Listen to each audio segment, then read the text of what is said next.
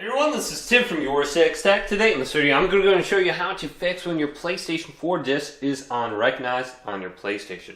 Now I have a copy of Battlefield 4 right here, and I'm going to take out the game disc. Now the first thing you want to try is simply cleaning off the game disc. So I have a microfiber cleaning cloth that I got it with my glasses, and it's a very soft cloth that isn't going to scratch the disc when you clean it. You may have something similar to this with like your dishes or something like that. Just make sure there's no scratches or any kind of like fingerprints on the disc. Clean it off really well. And then try inserting it and see if that works. Now another thing that you can try is change the position of your console. So if you have it horizontal, flip it vertical.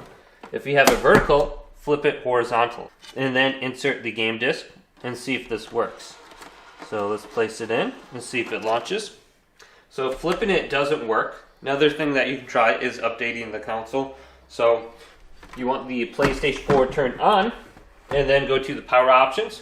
Otherwise, you can just hold down the power button right here. You will hear one beep initially, and then you will hear another beep about 5 to 10 seconds later, and your PlayStation 4 will now power off.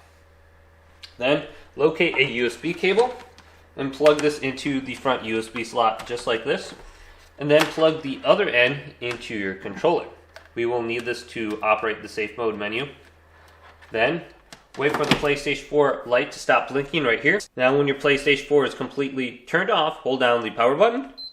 You will hear one beep, and then about 5 to 10 seconds later you will hear another beep, and your PlayStation 4 will launch into rest mode. So I heard the second beep.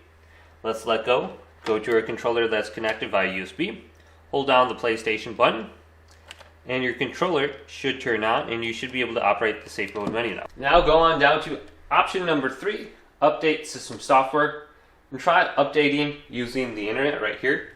Let's see if that works. If that doesn't work, you can go down to option number 5, rebuild a database on the PlayStation, and then your last resort would be to initialize the PlayStation just to see if that works. So I'll try going to option number 5 before that. It says it might take a few hours, but my experience only takes about 5 to 10 minutes.